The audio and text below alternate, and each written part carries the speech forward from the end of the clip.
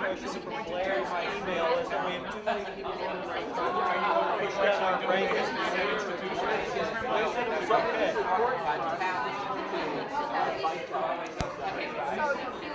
And he's using us as an excuse. We don't like it. We're not an excuse. We didn't do it. It's the lack of consulting and financial science. And probably some regionalization.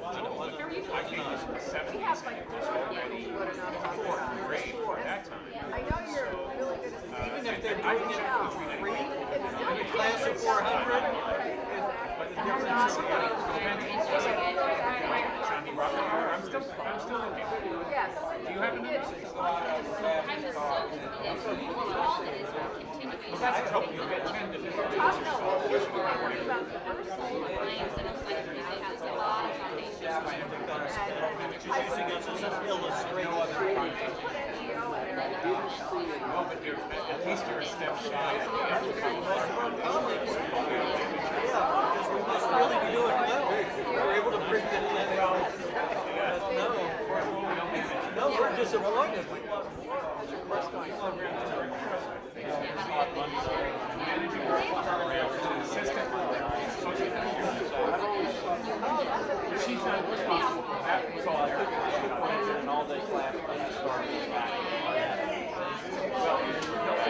That's just a conversation. I started saying most of what you just said, and it's all true.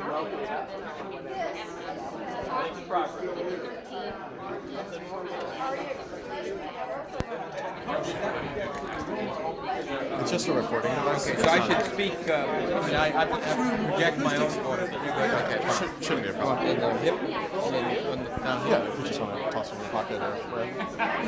And then just put that to your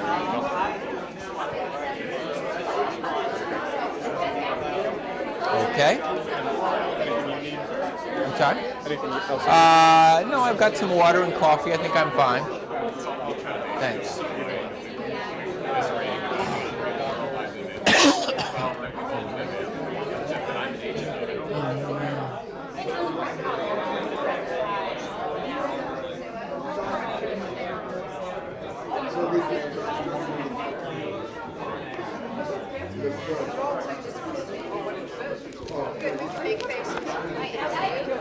How's your car doing?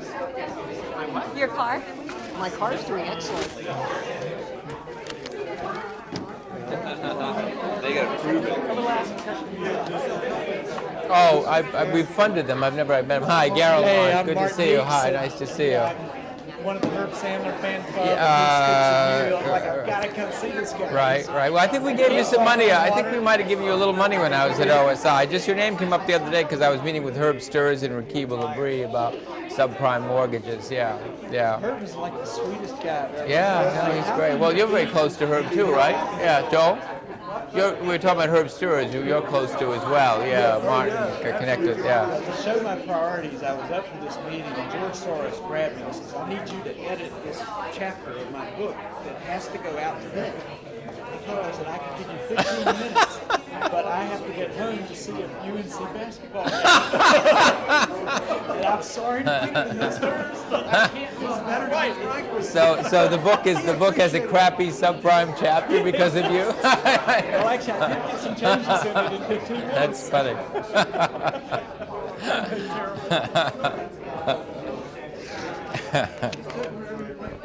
Good afternoon, everybody. If I may have your attention. Yeah, they really pay a lot of attention. I guess so. Joel, I'm impressed with your command. I know you all like talking to one another, but we do have a visiting speaker.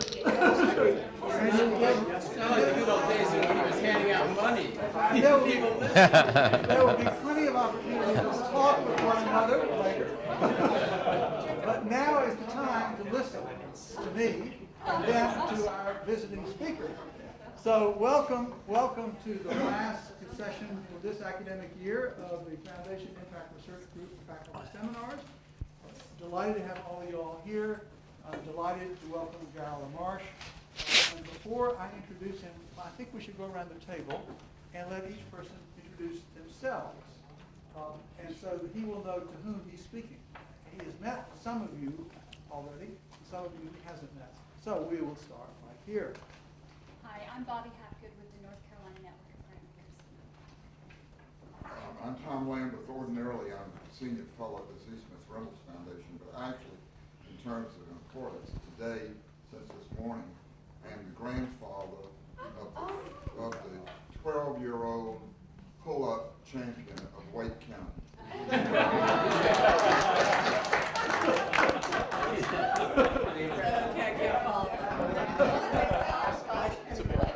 It's called a pre-Olympic. Okay. I'm Mary Mountcastle with the Susan Reynolds Foundation. I am David Dodson, here as a trustee of the Mary Reynolds Babcock Foundation. I'm Kristen Goss. I'm on the faculty here, and I used to be a reporter at the Council of Philanthropy. And did you actually cover Gara? Yeah. I think you're the first speaker, Gara, that she didn't actually cover. One more, because she always tells stories about it. Tony? Good, I'm Tony glad. Grosh. I'm a consultant at the foundation. Judy Rizzo from the Hunt Institute. I'm Paula Springs. I'm a law student and policy student. I'm Joel Huber. I'm a professor at the business school. Greg Dees, I'm a professor at the business school. I'm Marty Martin, a lawyer in private practice working with taxes and nonprofit organizations. I'm Wendy Carrana. I'm the head of the Center for the Advancement of Social Entrepreneurship at Students. I'm Amy Nagel. I'm a consultant doing research in public policy analysis, including work with charitable foundations. I'm Paul Rothstein. I'm a visiting professor in the Department of Economics. I'm Ed Scoot. I'm a new face working with the Center for Strategic Philanthropy and Civil Society. I'm Nancy Bryson, Director of Family Relations for Duke Medical Center. I'm Ginger Saul. I'm on the boards of World Wildlife Fund. I'm Leslie Winter. I'm the executive director of the Susan Reynolds Foundation. I'm Ted Biston. I'm an education writer. Okay. Katie Harrell, a public policy PhD student. Gary Varela. I'm the case writer in the Foundation Research Program. Anthony Rizzo, I'm the program on global health and technology associate at Stanford. I'm Barbara Johnson, education and community affairs director. A little louder. Elizabeth Floyd, Philanthropy Journal, and Robert. I'm Melinda Lawrence. I'm from the County Justice Center. I'm Fritz Mayer. I'm a professor here in public policy. I'm Brooks Daberman. I'm a master's student in public policy. Martin Eakes. I carry David Dodson's book bag, and I work at Self-Help in the Center for Responsible Living. No, well, nothing I have to say in my talk will be off the record. Maybe afterwards I might. I don't know. Depends on what I'm asked. For the purpose of the Philanthropy Journal, what he said was anything in his talk is okay if you have any desire of quoting. But after he may decide answering questions, if it's appropriate, he will probably say not to be quoted. I might. We'll see. He said, come on. If we ask the right questions. Yeah. We can. Depends on what you ask. Well, welcome everybody. It's a pleasure to have you all here, and it's a pleasure to have Gara here as our speaker for the day and closing out this academic year. You know, the Gara, you've all received, I think, or most of you have received copies of his CV, and so I'm not going to give it to you in detail, except to say that few people have been more involved in the fields of civil liberties, human rights in the foundation world as he has been over the years, both in terms of his work at ACLU and his work with the Soros foundations, and you also probably know that one of Atlantic's major program areas is human rights and peace and reconciliation. Just keep in mind that as far as I know, Atlantic is the largest spend down foundation that is in the process of spending down right now in history. Much larger than any of the others. And so there are very interesting questions that you may want to ask Gara about. I think he's not going to focus so much on spend down, but nonetheless, it's a very interesting foundation to think about in terms of what it's going through and the transition. He came to Atlantic Is there someone on the phone that we need to say anything about? Are there people on the phone, incidentally? Yes, Diane? Oh, Diane, why don't you, I should have called on you, Diane, if you'd introduce yourself to the group here and to Gara LaMarche. Certainly. This is Diane Brislati of Circle Financial in New York City, and there should be several of my partners joining soon, or might hear it coming in and out. Can you hear okay? Yes, thank you. That's good. Thanks to Paul, I think our system is working fine today. In any event, Gara is undertaking the role of running it, just to go out of existence in 8 to 10 years, something like that, roughly. And so it is in terms of what the payout of Atlantic each year is somewhere between $350 and $400 million a year, which puts it in the rank certainly of the top 5 foundations in the United States in terms of the amount of money paying out. So it's a very interesting and challenging time for Gara to come here, and we appreciate his making the time to do it. And I want to welcome you enthusiastically, say how delighted I am that you're here, and the floor is yours. Thank you. Thank you. It's nice to meet all of you. I've prepared something to read because I find that I think better when I write something. And I wasn't quite sure what room I'd be looking at when I accepted the invitation. It's a kind of an intimate room and probably a little bit less appropriate to read something. But I do want to kind of go through, maybe for about 20 minutes, something I've written on the topic of talent and philanthropy, which is what I chose to speak about. And then, I think you sometimes interrupt during the course of it, but I think maybe I'll just do this, and then we'll open it up and we'll have a broader discussion, so thanks. And I'll put on my glasses, because that's part of the whole reading thing. So when Joel Fleischman invited me to join the list of foundation leaders who have spoken in this prestigious forum, I was honored and delighted, but uncertain about what I would talk about. I write and give speeches a fair amount, but with few exceptions, I rarely address philanthropic topics, preferring to talk about the substantive issues that the foundations I've been privileged to work for are focused on, such as criminal justice, immigrant rights, aging, civil liberties, national security, and racism. About the craft of philanthropy that I've now practiced for a dozen years, I've said very little. But I want to depart from my usual preferences this afternoon, since I have the opportunity to share some thoughts with a highly engaged audience that thinks about philanthropy a great deal and in highly sophisticated ways. I was moved to select the topic of talent in philanthropy, even before I had a very good idea of what I might say, by a lunch I had a few months ago with the relatively new leader of a colleague foundation who cut his teeth in the private sector. He said he had a lot of experience and success in hiring people in business, where you tend to recruit young people on the basis of talent and predicted capacity, not knowledge or track record. But he was interested in my experiences in hiring in this field, where taking on recent graduates in anything other than support positions is quite rare. In effect, he was asking, what makes a good foundation staffer? I was equally curious, of course, about what makes a person able to see the possibility that one recent liberal arts graduate was likely to grow into a consultant who could in a few years build millions of dollars for her firm, while another might be better off sticking to late Victorian poetry. But nonetheless, it got me thinking. The conversation and the reflection it prompted put me in mind of one I had a dozen years ago when I prepared to enter philanthropy as the director of the Open Society Institute's U.S. programs after 2 decades of working in not-for-profit advocacy groups. I was eager for advice, so I went to one of the most thoughtful and candid funders that I knew, whose consistent core support for Human Rights Watch, where I was at the time associate director, had been much appreciated. Bob Crane, then at the Joyce Mertz Gilmore Foundation. Bob probably gave me a lot of good advice that afternoon in his office, but I only remember one bit of it. Hire generalists, not experts. I may remember it particularly well because I largely ignored it. So the first question about talent in philanthropy is, what kind of skill set are you looking for? Philanthropy, like most other disciplines, has a number of different professional and non-professional jobs in it, from receptionist to controller to communications officer. But my main focus today is what I consider to be the key frontline position, the core of the business. At the New York Times, it would be a reporter. At McKinsey & Company, it would be a consultant. At Human Rights Watch, it would be a researcher. At Atlantic Philanthropies, it would be program executive, but the more generic title, and what most foundations use, is program officer. You may be amused to know that in preparing for this talk, I wondered where the term program officer came from. I've only heard it used in connection with foundations, and I wondered who had invented it. So I asked Joel, the world's leading expert on foundations, who didn't know, and he asked Tony Proccio, who is probably the leading source of information about the way foundations use and abuse language, and he didn't know.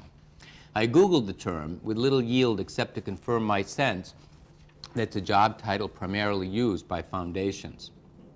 So back to Bob Crane's advice, who makes the best program officer? Is it someone with deep content knowledge in a particular field, or someone versatile enough to handle a number of issues, move over time from one field to another? Of course, you have to know a number of things before being able to answer, including facts about the size and scope of the foundation. A very small foundation, and most of the foundations in the United States are quite small, many not even staffed, doesn't have the luxury of being able to opt for narrow expertise. It needs a utility infielder.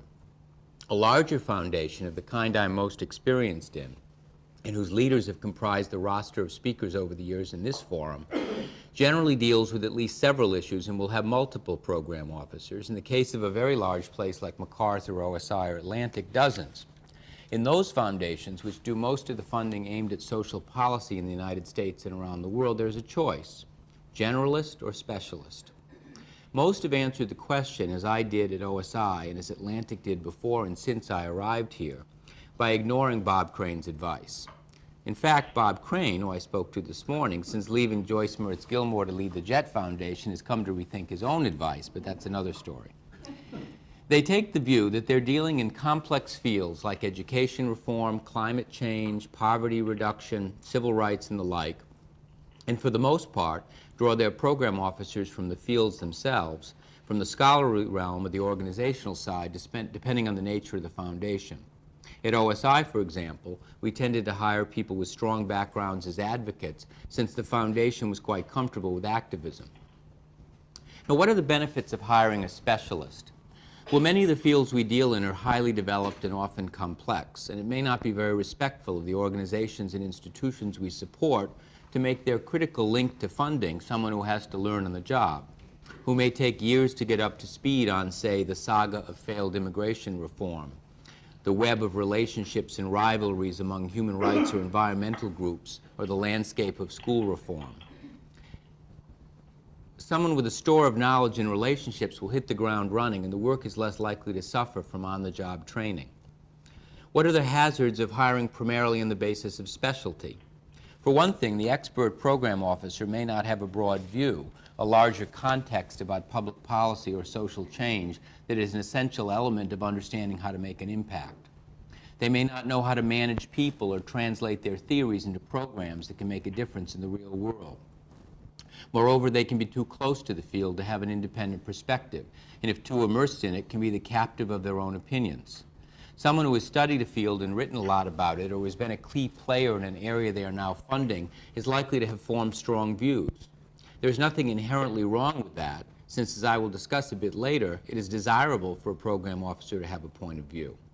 But there's often a strong temptation not simply to identify strong organizations and individuals whose work advances your change strategies and give them the funds, technical support, and running room to excel, but to run the field from the chair of the program officer.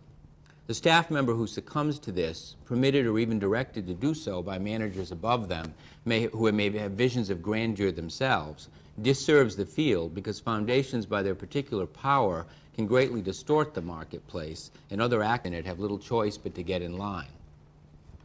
Generalists have strengths and weaknesses that are to some extent the mirror image of those of specialists. They can approach a new issue or initiative with a perspective that is often fresh, not overly influenced by a particular faction, and informed by wide knowledge and experience. A program officer who has years of experience in, say, the gay rights or labor movements may be a better criminal justice funder because she can adapt those lessons to other change arenas. They're more likely to have a broader politics, not in the sense of partisanship, but in the important sense of having a framework for understanding how the world works, what are the interdependent elements of the ecosystem of change, how to locate an issue or a field in that broader landscape and make the necessary connections. In the end, I think the trend of hiring specialists in multiple issue, professionally staffed foundations is well entrenched, and the fact that I've done nothing to change it, despite my concerns and despite having responsibility for hiring dozens, if not hundreds, of program staff, suggests just how entrenched it is. I would note for the record, though, that several other disciplines that have some kinship to philanthropy, in that they must winnow broad quantities of information and data and make judgments that have consequences for those included or left out, while having an impact on public debate and policy, traditionally take a different approach. One of these is journalism. A major newspaper hires reporters for the most part at an entry level, despite some recent trends toward lateral hiring as media concentration and constriction shake things up. A young reporter might start out on the police beat, then go to the state capitol, then DC or a forum bureau, before returning to take up an editorial post. Even on the critical and opinion side, this is common, as a television critic might move on to books, or a movie reviewer to theater. It's expected that a good journalist can come up to speed in a new area and learn the key players, language, and issues in a matter of months. Yes, the issues foundations deal with can be complex, but not more so than the Mideast peace process or the machinations of Albany or Sacramento. Another field in which versatility is the norm is book publishing. My friend Will Schwalbe, who led Hyperion Press until recently, edited Nigella Lawson and David Halberstam. Lisa Drew of Simon & Schuster helped both Barbara Butch and Ann Hesh bring out what they had to say. Anyone with that kind of range would be valuable in philanthropy. But making a profound change in the way philanthropy looks for talent and organizes it is very hard to do without wiping the slate clean and starting over, which is why people like me haven't done it. Judith Rodin at Rockefeller, who in her overhaul of that venerable institution is trying a radically different approach to grant making, centered around initiatives rather than programs, nevertheless seems to have retained for the most part the practice of hiring around expertise, whether it is climate change or urban renewal. So let me leave that part of my talk for now and move on to asking some questions not about the training and background that program officers need, but about how they go about finding the right people and organizations to support whatever field they're working in. And here too, let me start with a conversation that sparked some thinking. At a dinner party in Colorado a few years ago, I had the pleasure of meeting Bill Urey, one of the authors of the classic negotiation book, Getting to Yes. He told me he was working on a new book, since published, about the power of a positive no. I work for a foundation, I quipped. We're all about getting to know. Like all jokes, my little one contained a strong grain of all too serious truth. In philanthropy, we spend much of our time turning things down. Whatever missions or guidelines a foundation adopts, there are always many more applicants than funds available. After a few years in operation, any foundation finds itself torn between the desire to provide stable funding and loyalty to existing grantees and the desire to support innovation and strike out in new directions. For these and other reasons, an unspoken but ingrained occupational hazard of philanthropy is to structure your work to reflect the vast majority of actions you will be taking, turning down those who approach you for funds. Some funders believe that the values of transparency and accessibility require them to set up an open valve for applications through a request for proposals or some other competitive process. And indeed, the tax laws require such a process for making individual grants like fellowships and writing grants. Other funders favor a curated approach in which professional program officers are expected to know their field and identify the key players in it who are deserving of support. That is the way Atlantic Philanthropies approaches its grant making. Don't call us, we'll call you. Both of these systems are tried and true, reflecting a healthy pluralism in philanthropy, and I'm not proposing to do away with them. But here is what troubles me. For more open foundations, the process leads inevitably to an exclusionary mentality. Like a civics text chart of how a bill becomes law, there are many points along the way where proposals can be stopped, and only a few things emerge through the narrow mouth of the funnel. One way of looking at this is that as it should be. A foundation looks for the best and the worthiest, and if the odds of getting a grant are steeper than those of getting into Harvard, so be it. But I wonder, in both the open and curated approaches, there's often a predictability about the grant making of many foundations, a cast of characters composed of the usual suspects, a heavy concentration of awards to Eastern Seaboard institutions, and all too often a lack of racial, gender, and class diversity that suggests that most grants go to those most experienced in the ways of getting grants. Suppose for a moment you started from scratch and set your task as one of finding the best, the most effective, the most innovative of the emerging leaders and organizations in your field of interest. Simply put, suppose you thought of yourself as a talent scout. How might you go about it? You might start by looking at other fields which place paramount importance at finding creative and impressive people. What does a good editor, baseball pitching scout, art dealer, or movie studio casting agent do? They keep a very open mind. Ursula Nordstrom, the legendary children's book editor at Harper & Row, made a practice of seeing any writer or illustrator who showed up at her office with a manuscript or portfolio. If she'd been less accessible, the world might have been deprived of Margaret Wise Brown's Goodnight Moon or Maurice Sendak's Where the Wild Things Are. They move around a lot. Michael Lewis, describing the way traditional baseball scouts work in his 2003 Moneyball, writes, "In the scout's view, you found a big league ball player by driving 60,000 miles, staying in 100 crappy motels, and eating God knows how many meals at Denny's. Also, you could watch 200 high school and college baseball games inside of 4 months, 199 of which were completely meaningless to you. All for the one time out of 200 when you would walk into the ballpark, find a seat on the aluminum plank in the 4th row directly behind the catcher, and see something no one else had seen, at least no one who knew the meaning of it." They constantly read, they watch, attend events, and talk with a wide range of others with good eyes and ears. When the urban analyst Jane Jacobs died recently, I was struck by a fact about how she came to write The Death and Life of Great American Cities, which was cited in her obituary by the New York Times. Ms. Jacobs' 1958 Fortune article on urban downtowns, the article said, had caught the attention of the Rockefeller Foundation, which offered her a grant to write about cities. 2 grants, and 3 years later she produced her manuscript on the Remington typewriter that she used until her death. They keep a close eye on young people. Last year, a New York Times article examined the New York art dealer Jack Tilton and his travels to Columbia and Yale universities to look at the work of promising art students. As collectors, art fairs, and galleries keep growing, while first-rate artworks for sale decrease, the article said, dealers and collectors are scouting the country's top graduate schools, looking for the Warhols of the future. So program officers, in my view, should be more like talent scouts, more like the great earlier ones, the Frederick Gateses, Paul Ilvisakers, Margaret Mahoney's, dare I say Joel Fleischman, whose handiwork I see every day, and the institutions and leaders whose work was catalyzed by Joel and Harvey Dale in their years at Atlantic. Each of these grant makers had tremendous eyes and instincts, qualities too often bred out through the relentless professionalizing of our profession.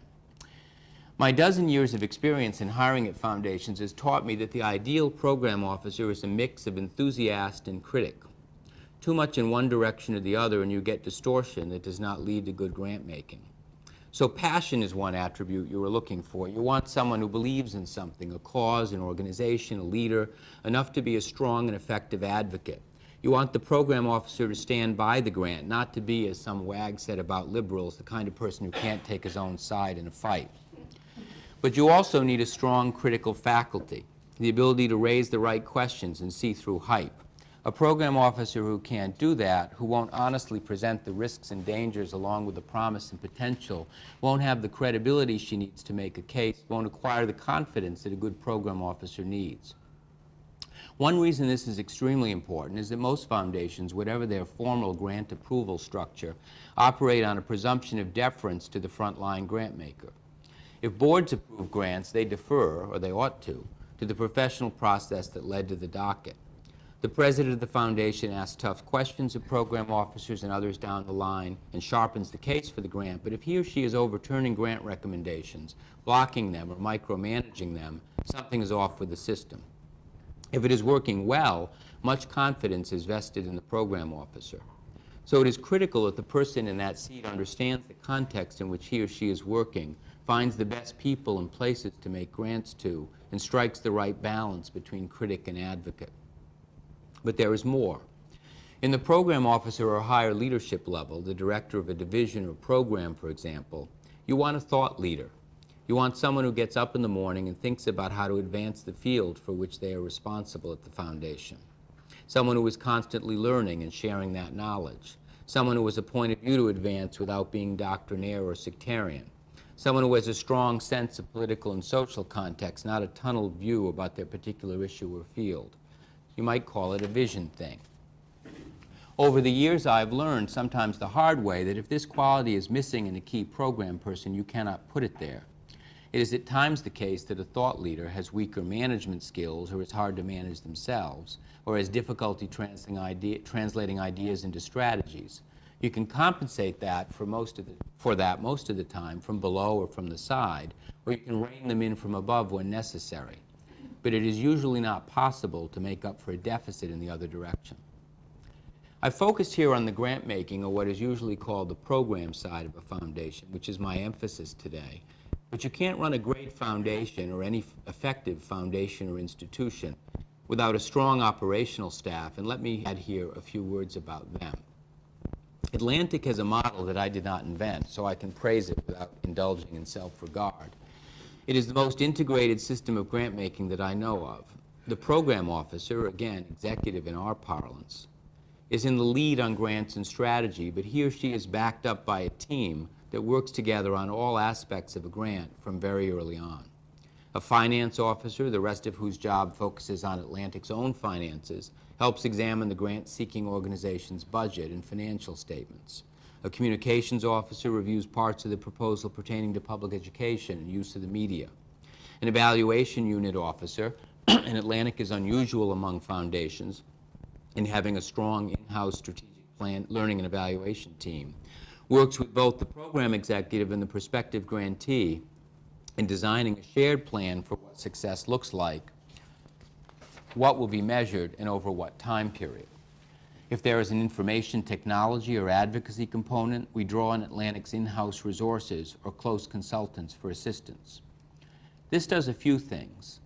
First, it assures that while the program officer may effectively draw on this well of resources, not all of which come into play in every grant, he or she does not need to be equally expert in budgeting, media, and a range of other issues. Second, it assures that critical questions are raised and answered early in the grant-making process, not as an afterthought. And finally, it assures that the foundation professionals on the operational side are not marginalized as back-office types, as sometimes happens in elite foundations. It makes use of all their professional skills in a way that is more closely connected to the foundation's mission. In foundations that are more traditionally structured, and there is more of a bifurcation between program and operational staff, there are still a few things to be said. You want operations staff who feel closely connected to the mission of the institution, even though they may previously have worked in an unrelated sector. In my experience, financial analysts, IT officers, investment staff, human resources professionals, receptionists, and all those who are critical to making a foundation or any institution work derive a great deal of satisfaction and pride from knowing that the work they do serves an important social goal. Anyone managing such professionals should keep that in mind, recognize it, and celebrate it. For their parts, such professionals need to see their jobs as facilitating the foundation's mission and program goals, not setting up a series of hurdles to be overcome. I've been fortunate, for example, in both OSI and at Atlantic, to work with general counsels who see their jobs, within the actual limits of the law, of course, as trying to ease the way to some audacious thing the foundation is trying to do, not tell you why you can't do it. In my year at Atlantic, I've had the new professional experience of relating to a crack investment team based in London. At OSI, there was no in-house investment group, as George Soros took care, as it were, of our money. This has been a learning experience for me, not only in how to relate as a manager to highly skilled professionals in a field you barely understand, but in seeing connections that I never had an opportunity to see before between grant investments and financial investments. The due diligence involved in selecting fund managers, the time it takes for an investment to yield benefits, the knowledge base necessary to make informed judgments, all these matters of practice and performance are very much akin to what we do in the grant-making side. In drawing our chief investment officer more closely into the overall work of the foundation has helped him to appreciate the connections from the other side. Both his team and the larger foundation benefit greatly. I have two other things I want to say about talent and philanthropy before I close. The first has to do with keeping staff accountable and connected to the real world, when the great danger in our institutions is that you will actually come to believe you are as smart and wise as your grantees and grant seekers say you are. One way is to create in a foundation a questioning culture that is open to the world, seeking to attract scrutiny and criticism, not avoid it. What Hewlett and other foundations have done in having groups like the Center for Effective Philanthropy conduct grantee satisfaction surveys and post the results online, what Annie Casey has done in writing honestly about program missteps, what I'm planning to do in Atlantic in inviting two critics of philanthropy, Pablo Eisenberg on the left and Bill Schambra on the right, to come to the foundation and critique our program strategies before an audience of board and staff members, no holds barred. Yes, I'm probably a bit crazy to try that, but check back with me afterward. All of these are steps in the right direction, but there are also relatively simple, quieter measures that can go a long way. One is sabbaticals. I'm a big fan of policies like the Open Society Institutes, which provide 3 months paid leave every 5 years to provide a break for learning, rest, and reflection.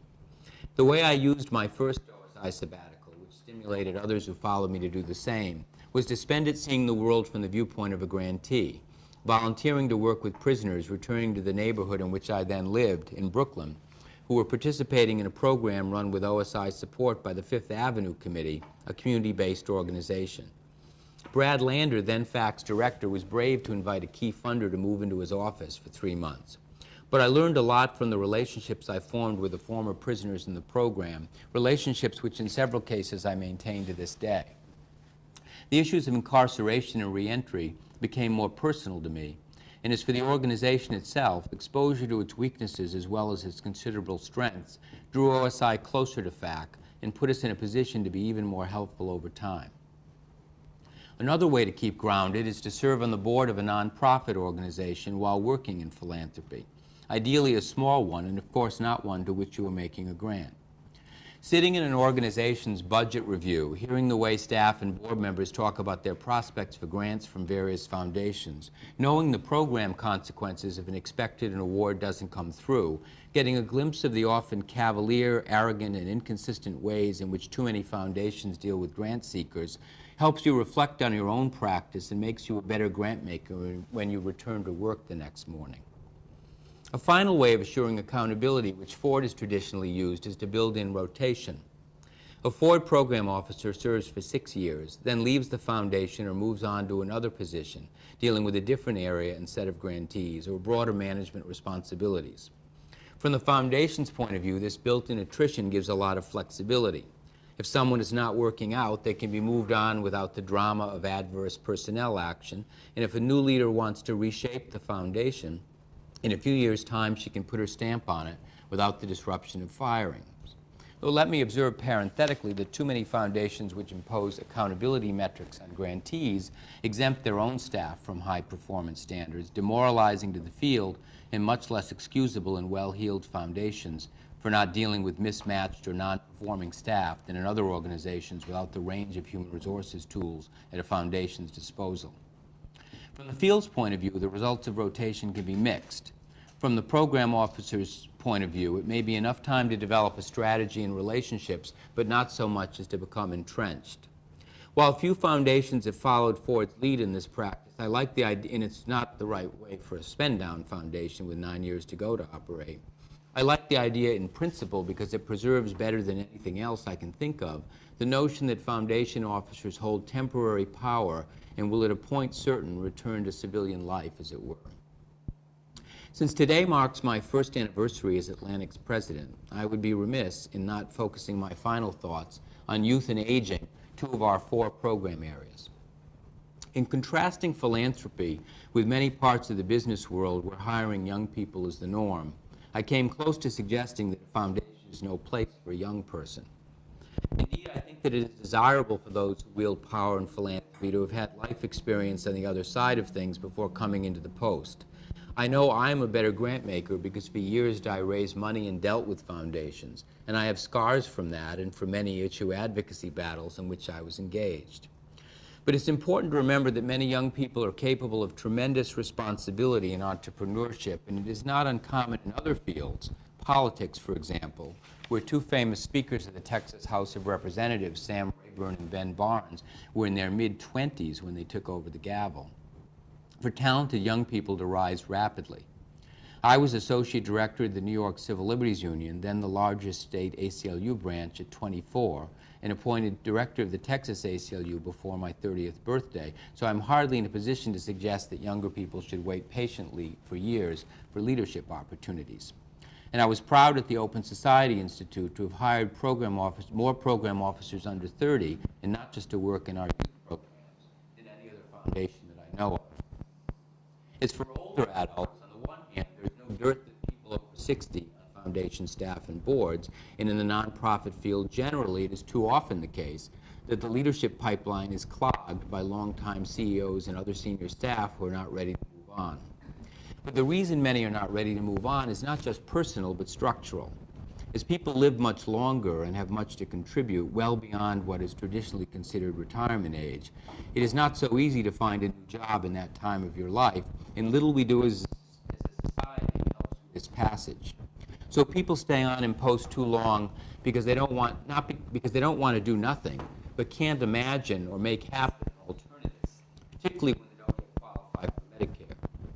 There are philanthropic and public policy solutions to this, and I'm proud that Atlantic is a leader in promoting what Civic Ventures President Mark Friedman calls encore careers, opportunity for social entrepreneurship in the last decades of work and life. There are many older organizational leaders in nonprofits who would make rich contributions to philanthropy, for instance, if we could ease the connections and structure work to provide the flexibility that many older persons crave and that indeed all of us deserve.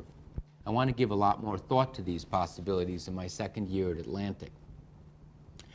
Young or old, those who have the rare privilege of directing a foundation's funds to good projects, people, or causes need to be curious about the world around them, constantly learning, humble about the derived and temporary power they hold, alert to ways of checking and countering it, and capable of thinking strategically, making ongoing adjustments based on emerging knowledge and changing circumstances. I appreciate the opportunity, Joel, that you have given me to reflect for a few moments about the most critical management decision in a foundation or any organization, which is hiring. I haven't touched on what makes a good foundation president, because I'm a little too close to it to have any distance or perspective in the matter, and in any case, I've never hired one. A vision and the ability to communicate it, to build and tell the story of the foundation and the work it supports, seems to me essential, at least in foundations that, like most today, seek to engage with the world, unlike Atlantic in its anonymous days. But in the closet or out of it, a foundation is known by its judgments, whose work merits support and whose does not. And since those judgments are exercised by humans, informed by whatever metrics they can muster, but at the end of the day resting on judgment, we had better hope that whoever is picking the pickers is a good picker, too. That was wonderful.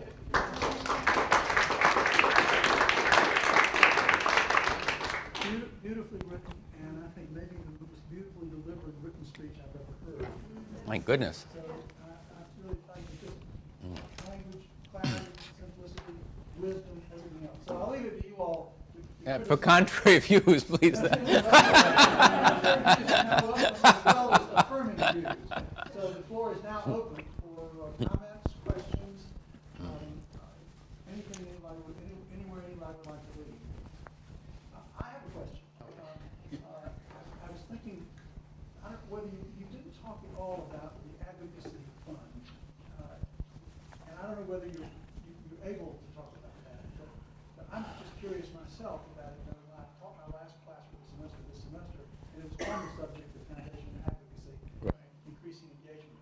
So it's just a question of whether you can talk about it or whether not. No, sure. I mean, you know, I decided to talk about this talent issue, and happy to talk about that, but I'll be happy to talk about anything Atlantic does or anything on anybody's mind, since I'm highly opinionated on a great range of subjects. So what Joel is alluding to is the fact that Atlantic is an unusual foundation in that It has a capacity, almost unlimited capacity, to make grants on what would be ordinarily called the C4 side. That is to say, for lobbying or even electoral activity. This derives from our Bermuda status.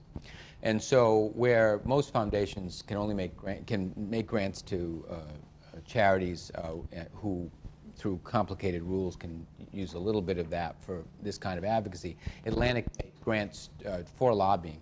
Not all of our grants are that way, but it's a kind of a competitive advantage that we have. And very often, in working in partnership with other funders, we tend to do more of that than we might, knowing that other funders can't do as much of it. So, for instance, we've been big supporters of the Campaign for Comprehensive Immigration Reform that failed miserably last summer, but we're going to go back at it, and to a lot of work in the States on indigenous defense and death penalty, all kinds of advocacy issues. And then we also involved as advocates in other countries in which we work, where the tax laws are somewhat different. So we do have, not necessary to go into the internal dynamics of which funds pay for what, but Atlantic is a foundation that has that as a tool.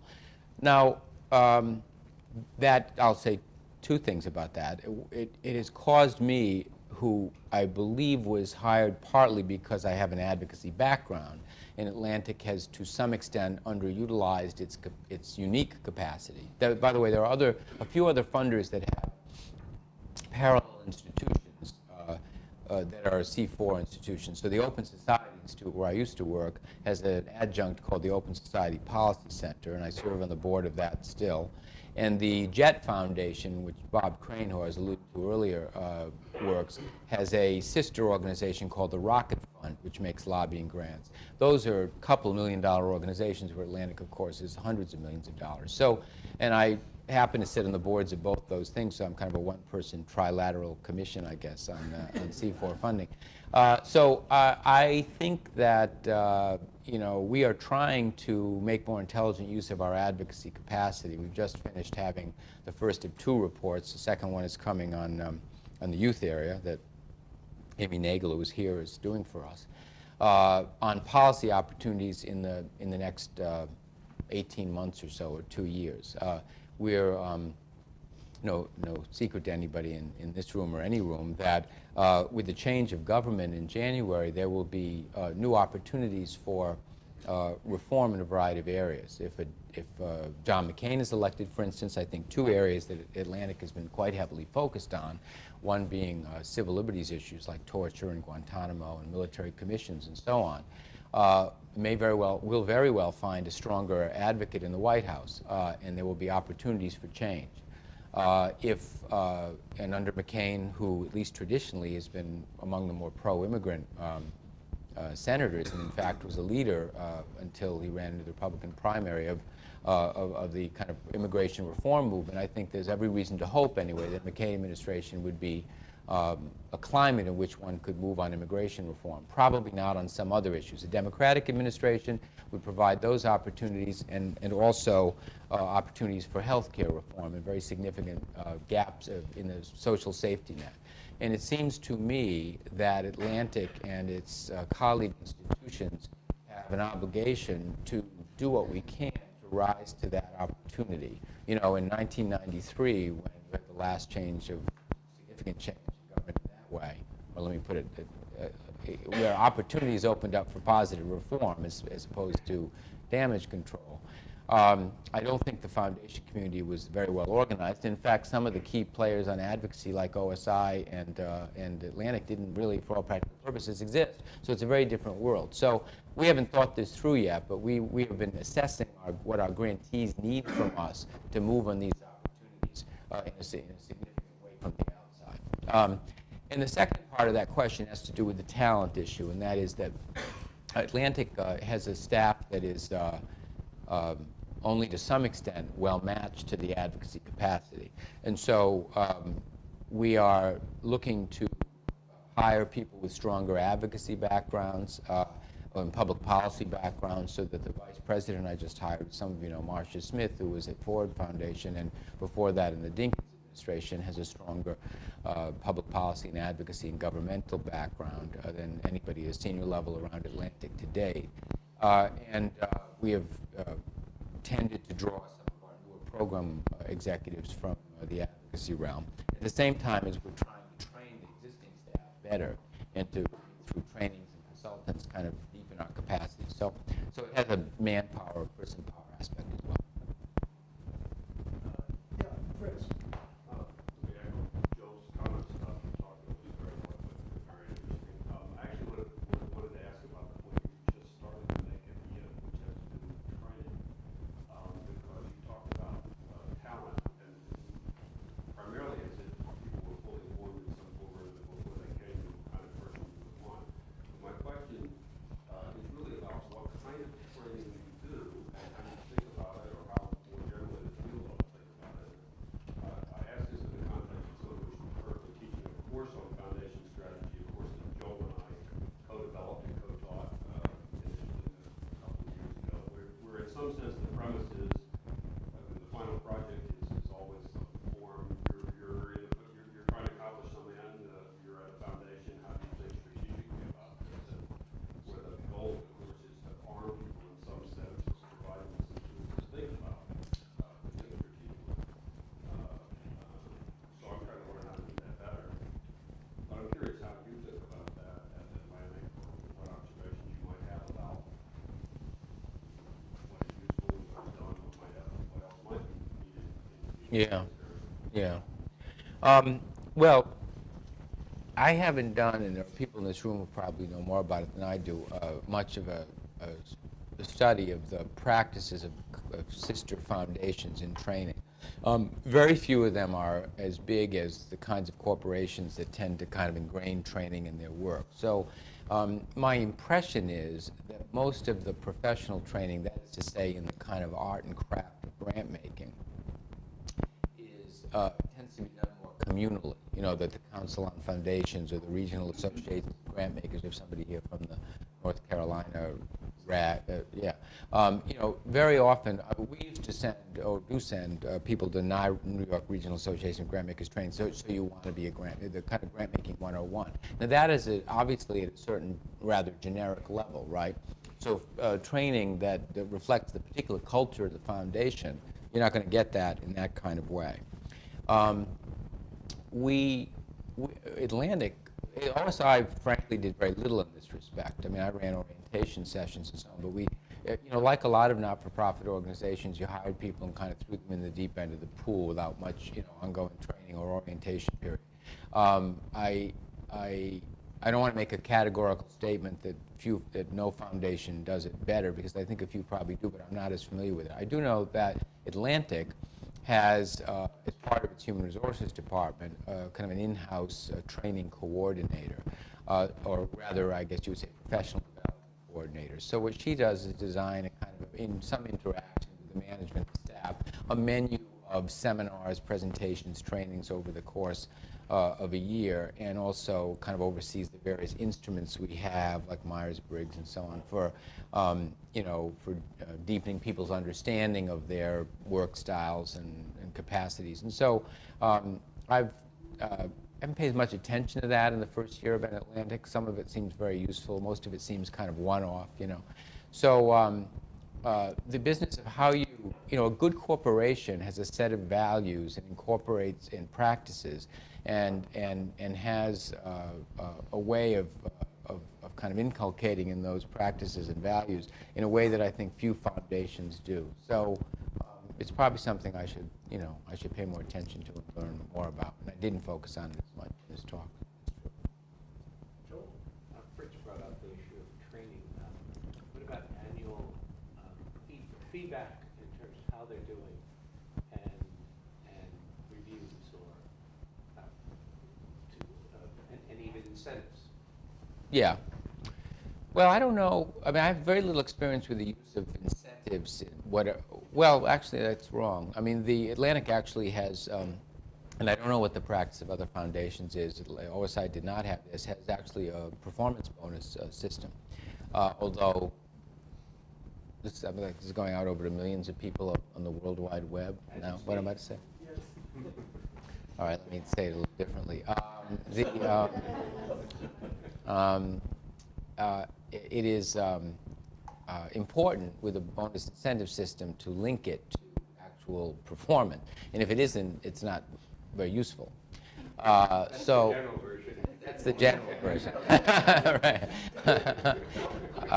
So it just becomes a salary supplement. It doesn't really bear any relationship to performance. And of course, coupled with that, you have to have goals. Both Atlantic and OSI have had performance evaluation systems, which are couple self-assessment and review of the goals from the previous year, and to some extent, kind of 360, depending if you're a manager, evaluation and feedback from that. In no place I have worked has that been very closely linked to compensation. And maybe there are arguments for having it closely linked and arguments for not having it closely linked. But as a tool for understanding yourself and how you do things better, it's quite important. My own approach as a manager to performance evaluations has been to be in fairly close contact with the people I manage, such that an annual performance review is no place to surprise somebody with information that they are not aware of through your normal management relationship. It's a place for both to step back and reflect a little bit and look at the bigger picture and look at the year ahead and so on. Not a place to lower the boom on somebody with something you haven't gotten around to saying. And I note with great interest that in all the institutions I've worked, whether in foundations or nonprofits, 90% of the people we've fired have brilliant performance evaluation records. So I don't know what that says about anything. What was the other thing I was going to say? Now, I actually am, as I say, exactly a year in my post. And the board at Atlantic had no system in place for evaluation of the CEO. So I went 6 months or so ago, went to the compensation committee and the board and said that it would be a good idea now, when I was in my honeymoon period, maybe I didn't put it that way, but that's the way I thought, to design a system, for the review of my performance that everybody was comfortable with. Because I've seen this happen the wrong way a lot of times, particularly with CEOs. If you design the system for evaluation when you're running into trouble, you mix it all. You can't fairly design a system for assessment when you're trying to deal with a problem. So you have to do it before you have a problem. And so we've designed a system which is rather elaborate, in which there's a series of questions that we've agreed upon and a list of stakeholders, mostly internally, and in future years I hope externally as well. Anyway.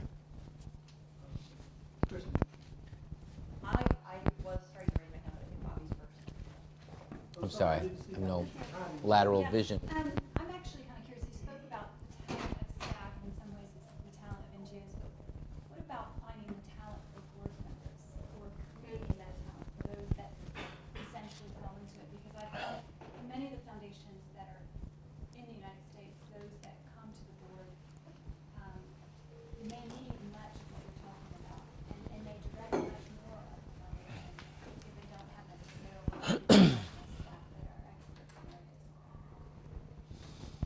Well, I think that for a foundation where the board is in effect kind of acting as staff, that's a staff-like situation. So I don't have a lot of experience with that, but I recognize that that is the case in some smaller, either unstaffed or less staffed foundations. So I can only really talk with any knowledge about foundations which have a more traditional board staff role, where the board is in a kind of a stewardship oversight role, not in a managerial role or an activist role. And I think it's a good question, and it's a complementary set of issues. So some of it has to do with being a good board member, in a more generic way. I mean, what is the proper role? I mean, I serve on a lot of boards myself, and I serve on a lot of boards where the boards are relatively dysfunctional, which is not a good statement about my own priorities. But and I'm trying to do less of that. But how you understand what the best way to both support in a constructively critical way the staff is, and there are lots of resources to draw on for that. In terms of what you look for in a good board member, this is actually quite a matter of current interest to me, because Atlantic has, like OSI did, a board of trustees that is essentially drawn from the relationships of the founder, you know. In both cases, George Soros and Chuck Feeney were drawn to a certain kind of high caliber person. So in other words, it's not, I mean, happily, we don't have boards of cronies or, you know, people who just play tennis with the donor or whatever. We have both OSI and Atlantic have people who've distinguished themselves substantially in various public realms. I think we have 5 university presidents on the Atlantic board, you know, the chair of it, Frank Rose and Elizabeth McCormick and Mike Severn and a guy named Tom Mitchell, who was the chancellor of Trinity College in Dublin.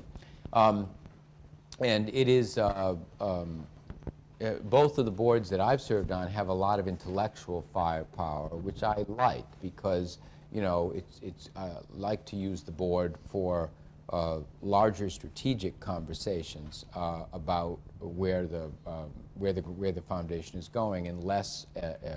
I think the board correctly believes at Atlantic that the least important part of its job is the actual approval of grants. That is kind of end game quality control, and that they do act with deference. In the past, I think they haven't had as much to do beyond that. The board meetings haven't been that intellectually stimulating, but we're trying to shift the board discussions to more, particularly at a time when you have a new leader and you're reviewing strategies, to make them more deep and really draw on the talents of the board members. But to get to the final part of answering your question, we're looking for a new board member or two in the next year or two. Atlantic has never had, actually, only in one case, one of our Bermuda trustees, no one's ever left the board, you know. It's a little bit like the College of Cardinals, you know. Only one way to get out. You know, we don't have a rotation system or anything like that. Damn, we're on the web. God, I hate that. So I'm sure the board members would dispute that characterization, though. So obviously, without getting into names, the board charged me with a process of recommending new trustees, and we're kind of getting to the point of making a recommendation. And the first thing that I did, and this bears on what I didn't quite say in my talk, but I also believe about staff. What I decided to do in this process was do a kind of a needs assessment and talk to the board and to the staff, for that matter, about what gaps in the board we were looking for. The board, you know, that produced a lot of variety of possibilities. You know, we need stronger health expertise on the board because we're a big health foundation with nobody on the board who really has a lot of depth in that issue. We have a board that is very, could be more diverse.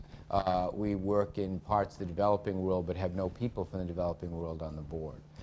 We don't have anybody who has much of a feel for new information technologies. And there's a kind of a list of things that were desirable. And I put them all together, and of course, nobody has all those qualities, you know. And so what we ended up doing, and the eventual choice will reflect some of those categories, but what we ended up deciding was that what we needed was somebody who was overall versatile and a good strategic thinker, that was more important than filling some particular box. And as I've hired at the senior level, I just hired, as I said, a vice president, you know, who is at least initially overseeing half of the foundation's program work in youth and health. And I started out looking for someone who had, you know, experience in those disciplines, who had a global experience in consciousness, because it's a global foundation. I want somebody who never worked outside the United States or managed people out the United States.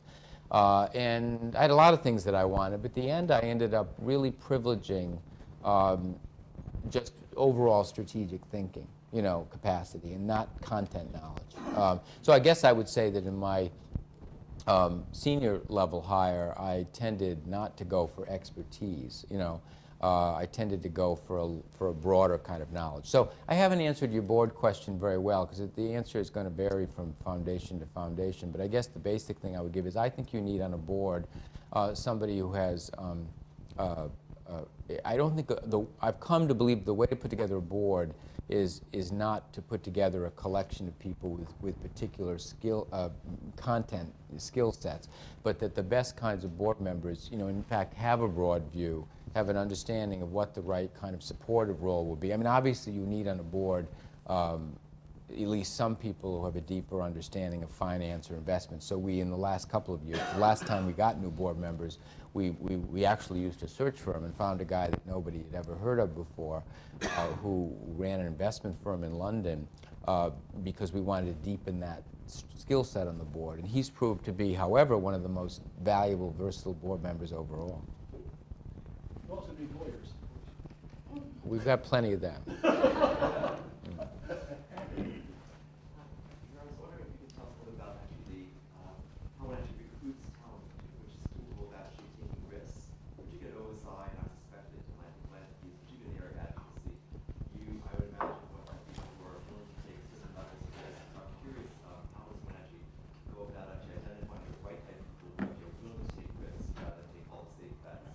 Or how you create a culture actually within the institution that enables that to happen. How one communicates the right threshold, and how does one handle failure, which inevitably pops up if you're actually taking sufficient risk. Yeah, well, that's a very big question, and certainly the recruitment part of it is a big enough question in and of itself. I think, well, you know, as a manager, I've had two very different experiences, and you catch me kind of very early in the second one. So in the first one, at OSI, I had the almost unique experience of being hired to create something large from scratch. So Soros, there was no U.S. program when I was hired in 1996. My assistant Leslie started with me on the first day, and I went out and hired everybody. And within a year or year and a half, there were 125 people working there. And then it went down, but that's a different story because Soros has interest, kind of waxes and wanes. But you know, the average number of employees over the 11 years I was there was about 80, but it started with none. So that was a wild and crazy experience to kind of staff up a significant fund. And our spending went from $5 million to about $100 million in a very short period of time. And there was a huge bias that George Soros had toward action. You know, and not very much process. We didn't use search firms. We didn't have strategic planning. And so that, I was a good person for that because, I mean, not with all respect, I mean, with all humility, because that's, I'm comfortable in that milieu. Many people wouldn't have been. And we made a lot of mistakes. You know, I mean, a lot of grants I would like to take back. And I made some hiring mistakes too, as anybody would in any job, but particularly when you're doing so many things so fast. So every week we would have, you know, for some time, every week there was a new program director, a new program officer. So anyway, I've had that experience, you know, which of taking something going from 0 to 100 on a short period of time.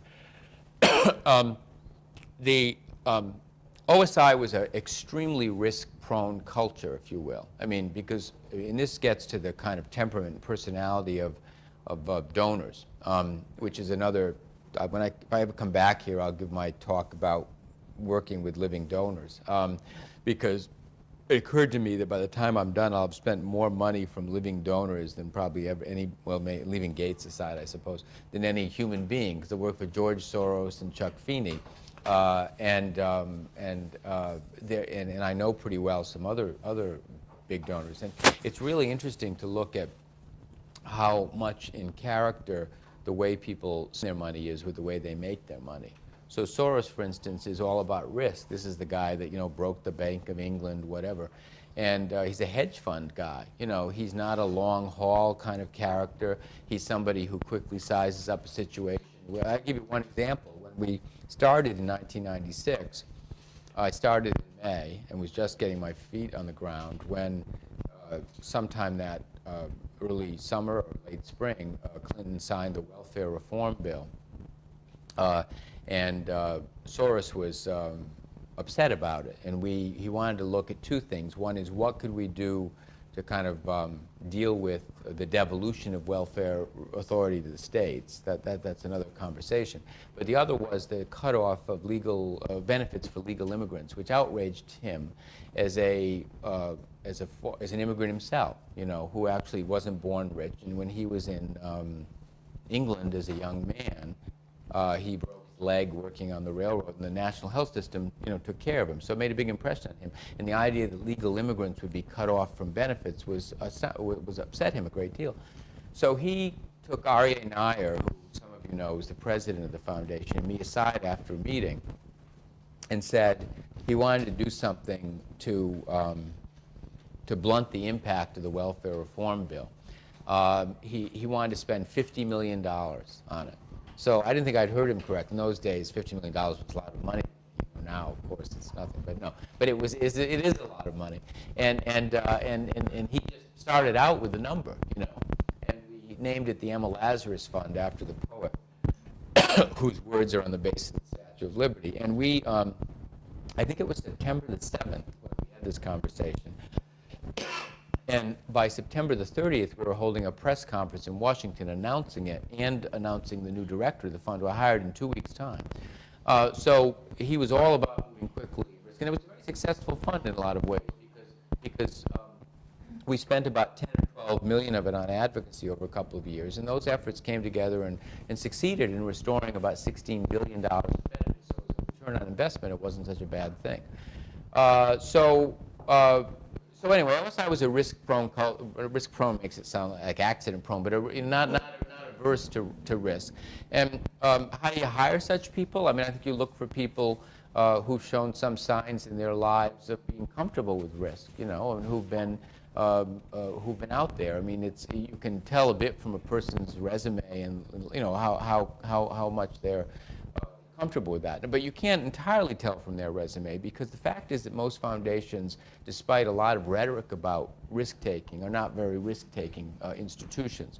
And so that doesn't mean that a lot of the people in them, or some of the people in them, wouldn't flourish in an environment that actually rewarded or encouraged risk. And that, frankly, is the challenge I have at Atlantic. Because at Atlantic, whereas at OSI, you were out of the room, Joe, but at OSI I started from scratch and built a staff for better or for worse in my own image. At Atlantic, I inherit a kind of a midlife institution that is, and there's nothing I would say here that hasn't been said a lot internally, to some extent externally. It's a good staff. It's a great foundation in many, many ways. A lot of the things I said about its practices are very, very admirable. I would not necessarily say it's been a risk-taking foundation. I wouldn't say that to make large grants is to inherently take risks. In fact, very often, the imperative to get a lot of money out the door does not point in the direction of risk. It tends to point in the direction of established institutions that can receive large grants. So I think there's a slight mismatch between the capacity of Atlantic to take risks and the actual ability to take risks. And the staff it's been a very strategic foundation in the sense that we have very detailed kind of strategic objectives. And the people who've been hired tend to be people who are comfortable implementing, a very detailed strategy. That has not always produced people who color outside the lines, or who want to come in with a big idea and so on. And for me to come in and be encouraging of that kind of behavior, while not changing very much about the staff in place, is an interesting experiment. It's an experiment in whether you can alter over time a foundation's culture, with people in place, by changing the incentive system, and also by bringing in some people who will help alter the balance of the culture. It's an open question right now. Kristen? So maybe this question is appropriate for today, which is the year anniversary of the Virginia Tech Massacre. Is that, I started on the day of the Virginia Tech Massacre? Yeah, so it's, and this actually should probably ring true with some of your experience at OSI. So it's a truism of American politics, right, that concentrated intense minorities often trump more diffuse majorities. And so, for example, in the field that I study, gun control, gun politics, you have a very intense, well-organized minority of gun owners who are, largely determining gun policy as against a sort of more diffuse majority. See, gun control is in the public interest, but have on an individual basis an incentive to free ride and let everybody else join And that's a pattern that repeats through all sorts of different issues, important issues in our society. And it occurs to me that foundations, shorn of their legal restrictions, would potentially be a solution to this collective action problem, right? That they could help offset what some people think is an imbalance in public voices on important issues. So the question, I'm back to your advocacy fund.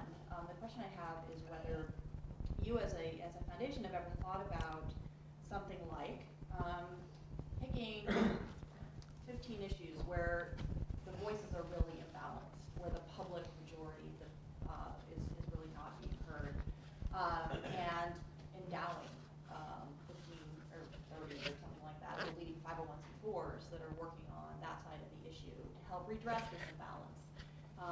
You're spending now, you've got lots of money, Right. and you don't have the legal restrictions. It seems to me a sort of opportunity to help address this Well- question that's coming up in the campaign, and that's, I think, helping to lead to this sort of festering frustration among the public about the nature of our politics, especially interest politics, and the inability of getting anything done, or calling together public majorities to get things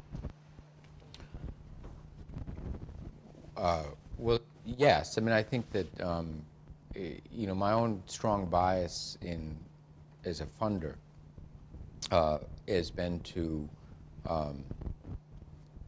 try to use the resources of the foundation where possible to strengthen the voices that aren't usually heard. So, I like to talk about a kind of an ecosystem of change, and an ecosystem of social change always involves a lot of elements. It involves research and advocacy, research and policy. It involves kind of brass tops. It involves a whole litigation on some issues, a lot of strategies. But one that foundations rarely are very comfortable with is a kind of a grassroots strategy. And I think there's too much of an imbalance in general.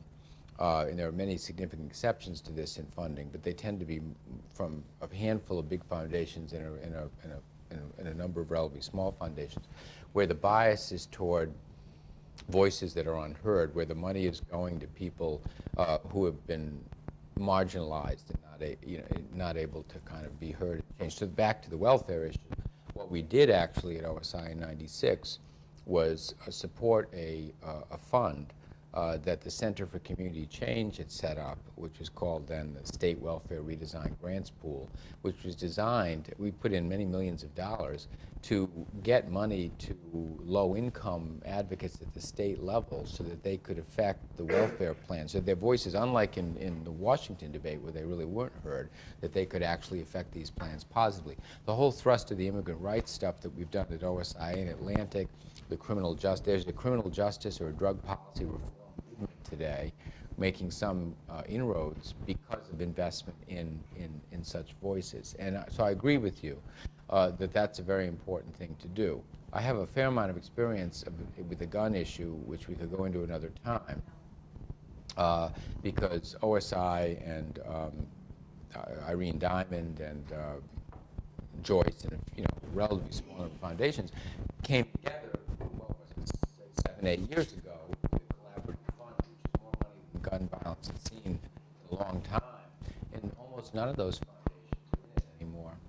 We hit a big, it's a really, and we commissioned a study by a guy named Mike Massing, a journalist, to find out what went wrong. It's an interesting document. We made some mistakes too, but I mean, in my view, one of the problems is that the gun movement, which was the Million Mile March and all these things that were kind of making it seem possible that what you're correct, the minority power of the NRA basically, was able to kind of have a lock on policy, and it still essentially does. Everybody's falling on themselves to talk about how many ducks they shoot, and so we kind of lost the spin on the 2000 election. Actually, it came to be the conventional wisdom that Gore had been hurt by, which is actually not borne out by the facts, but it kind of, because the gun anti-gun violence advocates didn't do as good a job of the spin, it really quickly became the conventional wisdom. So I think whether to do it as endowments to 15 organizations, I don't know exactly, but I agree with your basic point, which is that you know, one of the best things a foundation can do is to invest in voices that have not been heard. I mean, I'll give one more example, which was at OSI, we put significant money into two things. One was a network of urban debate leagues, because inner city high schools generally lacked the competitive debate clubs, such as I had at a Catholic high school in New England, or somebody who went to an elite high school or suburban high school would have. And we wanted to build up the kind of capacity of inner city debaters. We had a New York City debate league with 32 schools, I think it was, 32 high schools. I mean, Stuyvesant and Bronx Science, they always had debate clubs, but Martin Luther King didn't, and a lot of them were poorly resourced schools. And we also started a youth media program, which was supporting a lot of video and webzines and all kinds of things by documentaries, by young kids of color. And one of the reasons we did it was because we wanted to change the narrative. You know, if the kind of, it's a little, the pendulum has swung a little back, but in those days, you know, the whole narrative about urban kids, which had a strong thread of racism running through it, was about the super predators and the dangerous kids who would, come and assault you.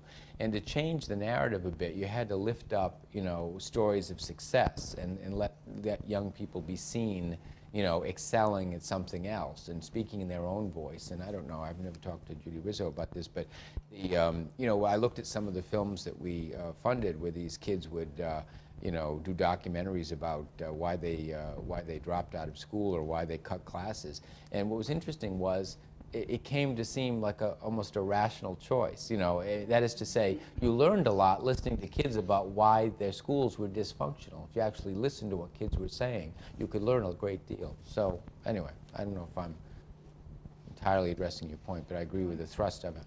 Yeah. A minute ago, you said that the responsibility of pushing a lot of money out the door doesn't inherently encourage risk-taking.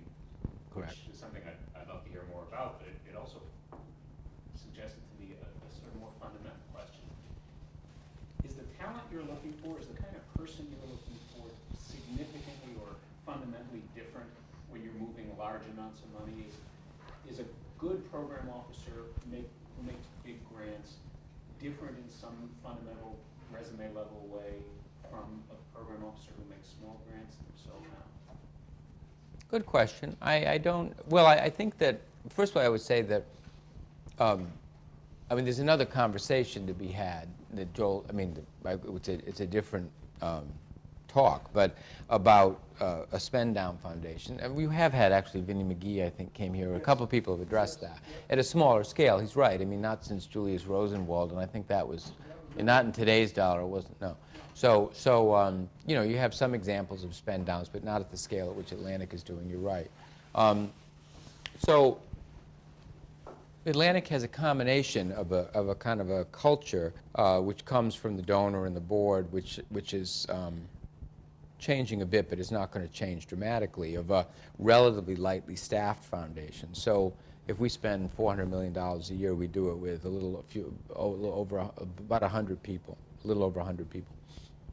I don't know, I don't have the numbers in my head, but if Ford spends $500 million a year, it does it with 500 people or more than 500 people. So usually you get a kind of a 1-to-1 ratio of, $1 million to one staff person. We're doing it, so our program officers carry a much heavier load. A Ford program officer probably carries leaving aside the reserve funds, a $4 or $5 million grant-making load, and we've got people spending $20, $30 million in one period. So that tends to be an imperative toward larger grants. I guess I don't dispute that we probably have to make larger grants, but I do think, and this is a moment at which we're talking about this, so it's not really, it's a work in progress. I think that there are ways to make large commitments without necessarily making grants to large institutions. And so that's one of the things I want to explore. If you believe that a need in a lot of the areas in which we work is at a grassroots level, if you believe, for instance, you want to strengthen the infrastructure of organizations at a community level, and yet the only tool you have is to make a large grant, because we're not going to set ourselves up to make a bunch of $50,000 grants, then you find trusted intermediary institutions to do it. You know, we're doing that, of course, with a community experience partnership, which is a grant to a variety of community foundations to encourage civic engagement by older people, which is a big issue for us. That we did it at OSI. We didn't make $25,000 grants to Alabama Arise or to DARE in Rhode Island or any of these community groups. We made a grant to a grants pool, the Center for Community Change, and they got the money out in smaller amounts. There are a lot of mechanisms around.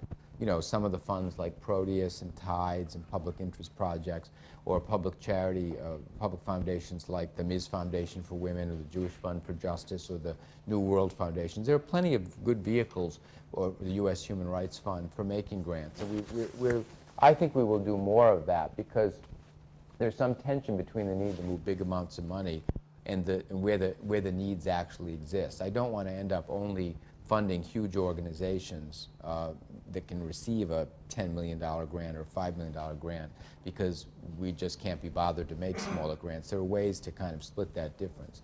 Now, is the skill set different, therefore? I don't know. It's as hard, by the way, to make a small grant as a large one. I mean, I find this whenever we make an actually small grant. It's like the whole process is exactly the same. I think I'll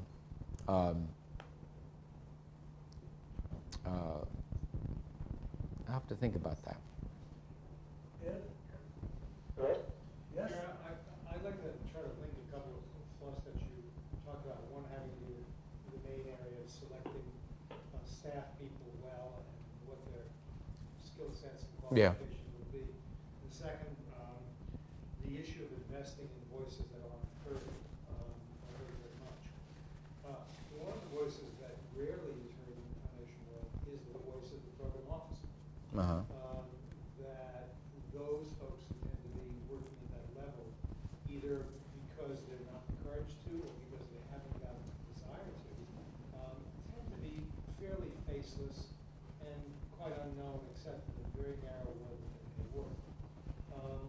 One of the ways we did it when we were at Certain was not quite a mandate, but a very strong push to have staff members publish, write an article,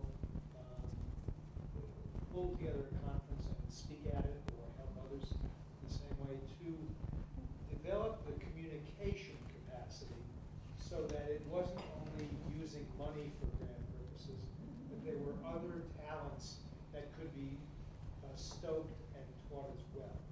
How do you do it at Atlantic, or how will you be doing it when you choose the people that you choose? Well, I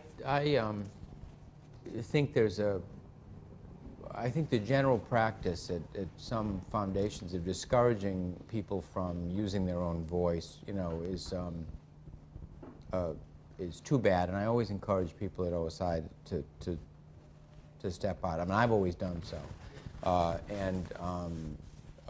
That hasn't necessarily caused other people to follow, but I find that a lot of, I mean, there's one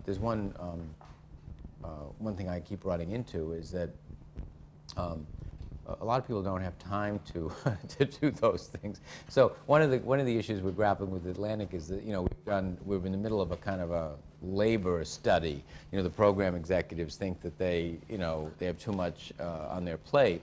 I want to understand that better, you know, and because I think I want to see, well, how are people spending their time? I have a strong sense at Atlantic that a lot of time goes to kind of bureaucratic work that I'd like to change the work, you know what I mean? And so I think that there's a kind of an over-elaborate grant-making process that does indeed suck up a lot of people's time with some due diligence that is excessive. And so, and God knows from the grant seekers' point of view that's the case. And so I want to get a better handle on that. But so I think that when you try, as I've been trying to do, to liberate program officers to do more writing, speaking, convening, reflection. I mean, one of the things about Atlantic that is striking to me is that there were virtually no fora for reflection about practice. So when you're running a foundation, it is a kind of a business, and you need to learn from one another. Everybody has issues. There are meta issues and minor issues. There's what's the best advocacy strategy, or how do we deal with the sustainability of institutions. There's a million different issues that there's never been any fora for really discussing, and people want to discuss them, although there are only so many hours in the day. So I'm at the moment kind of confronted with a great deal of desire on the part of the program staff to do more of that, including to kind of speak. We have a lot of internal fora for doing that, and people are doing more of it. But they're not used to it, and in fact, they feel overloaded to begin with. So that's one kind of problem. You want to hire people who are comfortable speaking their own voice. There is some tension, between in a foundation. I said here somewhere, which I believe, which is that foundations have a lot of power. Foundation program officers in some settings have a lot of power to set the agenda in the field. And while I do strongly believe that people should use that voice, I also think they have to be somewhat careful and humble about the way they use the voice, because I mean, and I guess I believe also that the best way of using the voice, if you're a foundation executive, is in the service of the work that the grantees are doing. So, and you have to constantly check that, and so I gave a talk a couple of years ago at the Wisconsin Donor Forum. If anybody's interested, I'll send around about when a foundation should lead and when it should get out of the way, in which I talked about, in my view, the kind of regrettable case that few foundation presidents or senior executives speak out, on important social issues. They tend to get, you hear their voices when philanthropy is threatened, when there's some regulatory issue. But if it's a broader social issue, you don't hear very much. And when you were at Sterner, were relatively unusual in using in writing a lot and speaking a lot and using your annual reports as a place to kind of discuss, important topics, but very few people do that. So I think so the program officer level, I would encourage it. I mean, it's not for everybody. Some people are better, more comfortable doing it quietly. I think you simply have to create an environment in which it's not discouraged. I had friends, Marcia Smith, who I just hired, who've been at the Ford Foundation.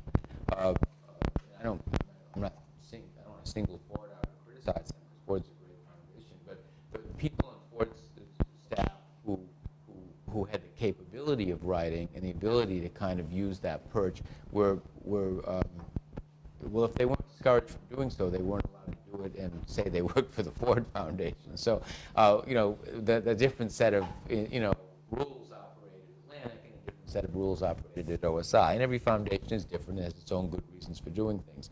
But I think a lot of foundations don't particularly relish the idea of having their program staff, more visible in the way that, you had, 3 or 4 program directors at certain 5, whatever, and several of them anyway that I know were figures in the field. But that balance is a difficult one to get, to do it in a way that is not overshadowing the people you support. I think that's not the easiest thing in the world. Those on the telephone have any questions? I heard somebody trying to ask something a minute ago. Are you still there, or you got frustrated enough that you're not there? Anybody on the phone? Yeah. Did you want to ask a question? No, thank you. Okay. There you go. Marty? What I find really interesting is your choice of talking and looking for talent, and yet you're working at a foundation that presumably in 7 years is going to close the door and turn off the lights. And so looking at the challenges of bringing folks in on the one hand in that limited time frame, and then how are you going about preparing them for closing the doors? Most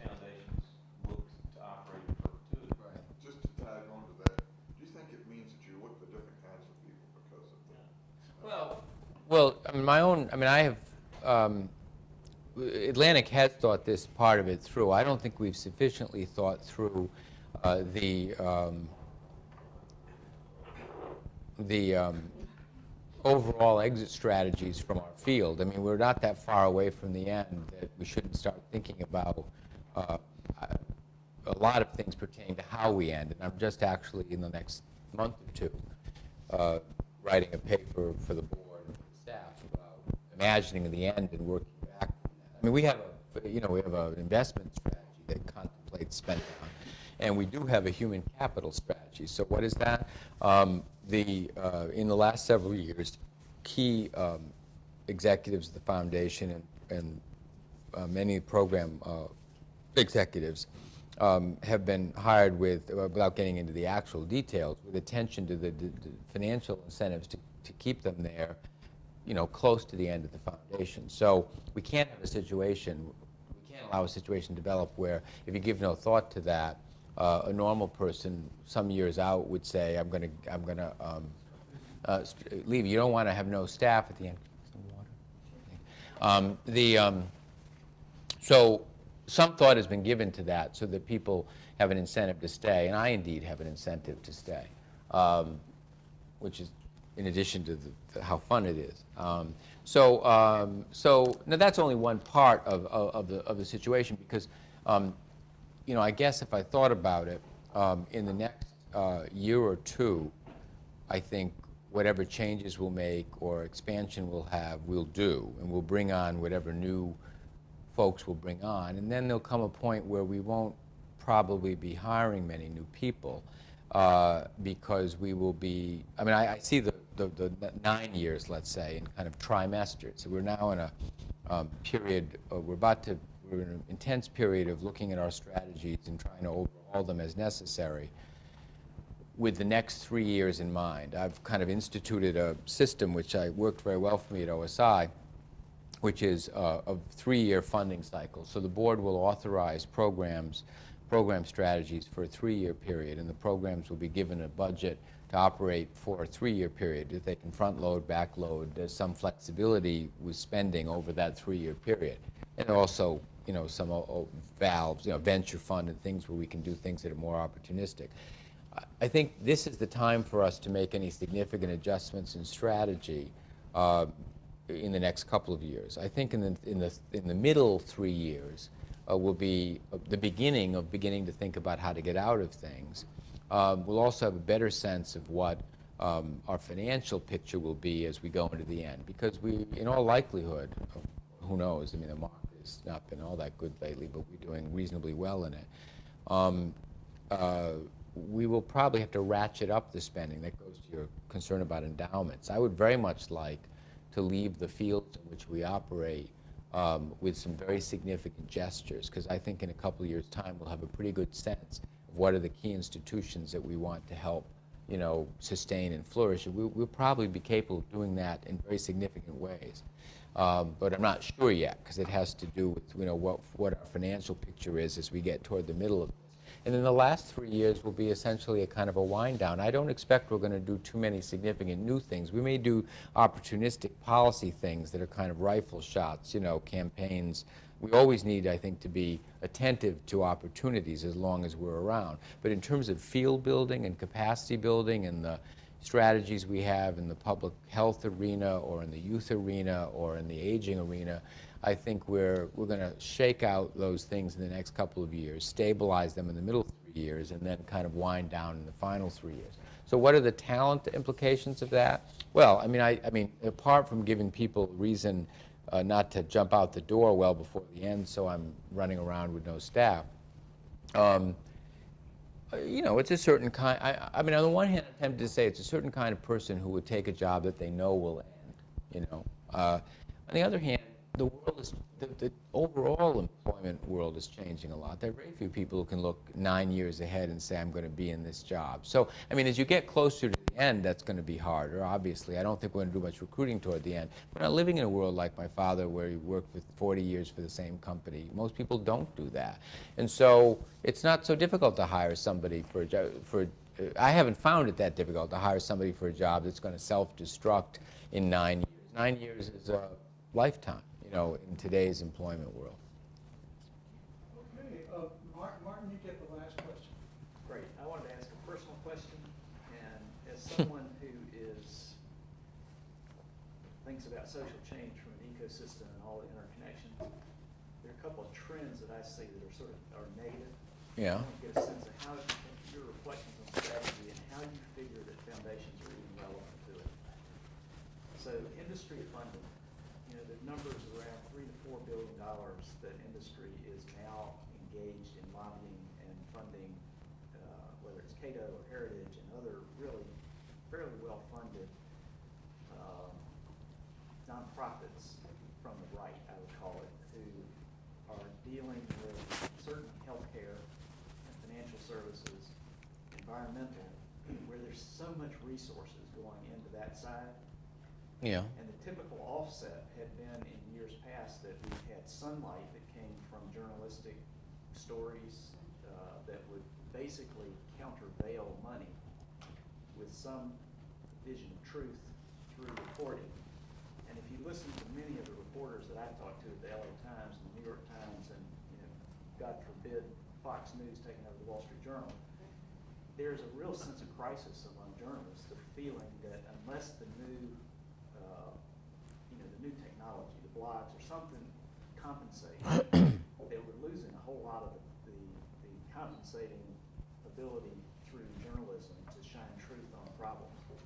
And then add that one more, I know this is somewhat pessimistic, but the decline of sort of citizen organization, a lot of which was based in unions, and as the union influence over the percentage of the economy's workers has declined, there seems to be less and less of the balance which was also played out in elections. So you had voters or you had sunshine as a compensation for what used to be a much lesser funding by industry than what we see now. And so my question is, how did you make the judgment that serving in a foundation, even one that is spending out $300 million a year,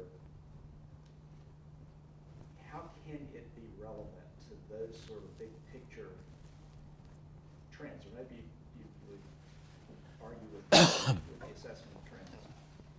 So that's the personal question? Well, why am I not out there organizing chicken pluckers? What the personal question is why I'm doing what I'm doing in a world that's going to hell in a handbasket? Being strategic enough to be relevant. 95% of foundations aren't funding this work right. at all.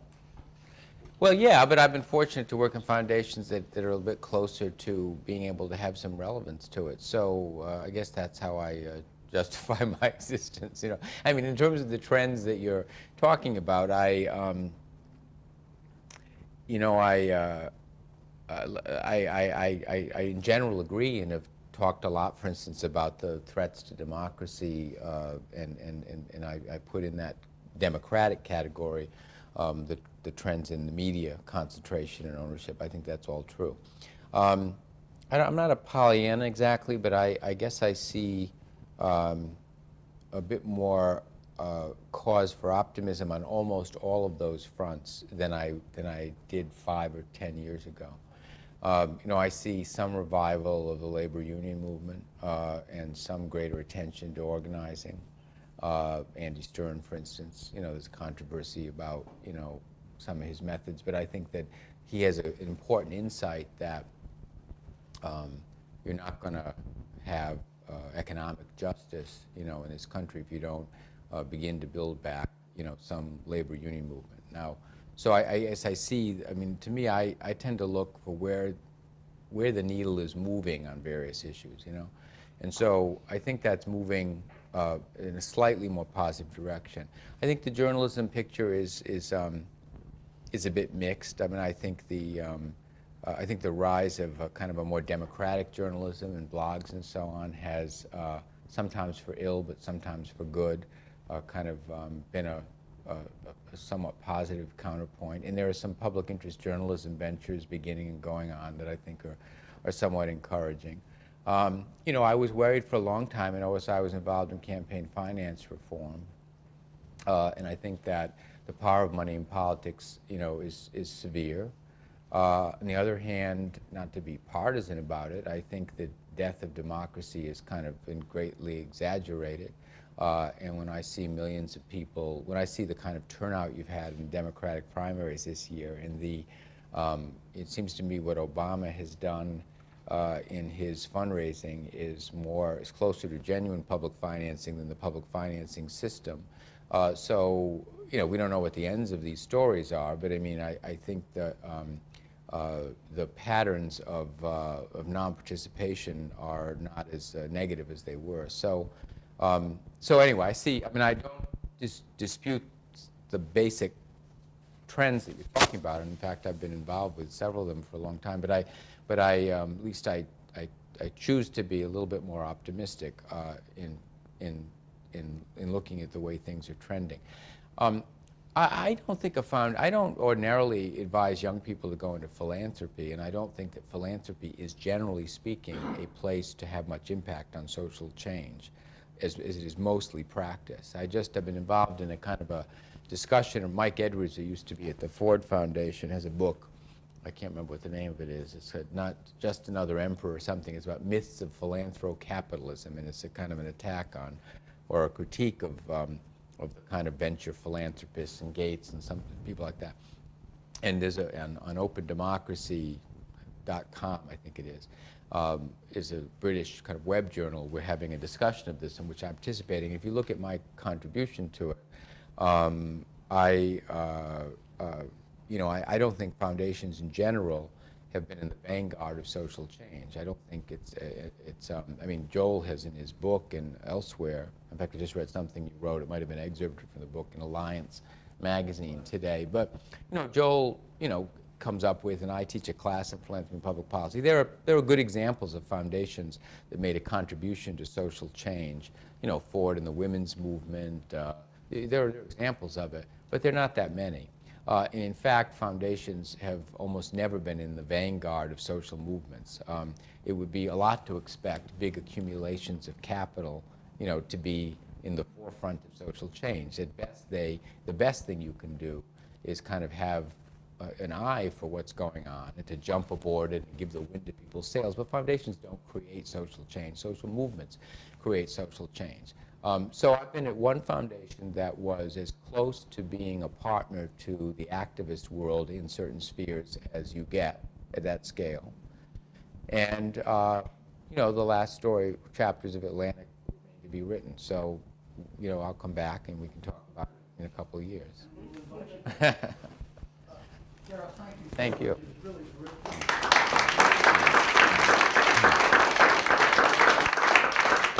Let me thank all of you all for coming and participating this year. I hope you have a great summer. I look forward to welcoming most of you back next year.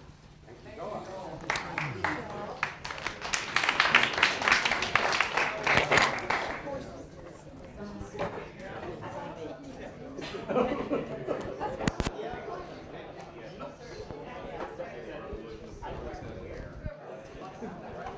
Great question. It's good to see you. He really is. And obviously, there are no ideas. He's so stupid. Just tried to be well, a perfect example. I'm sure you know, in the fall, the capital that got was just phenomenal. Although education does tend to be stickier, but that's right. Right.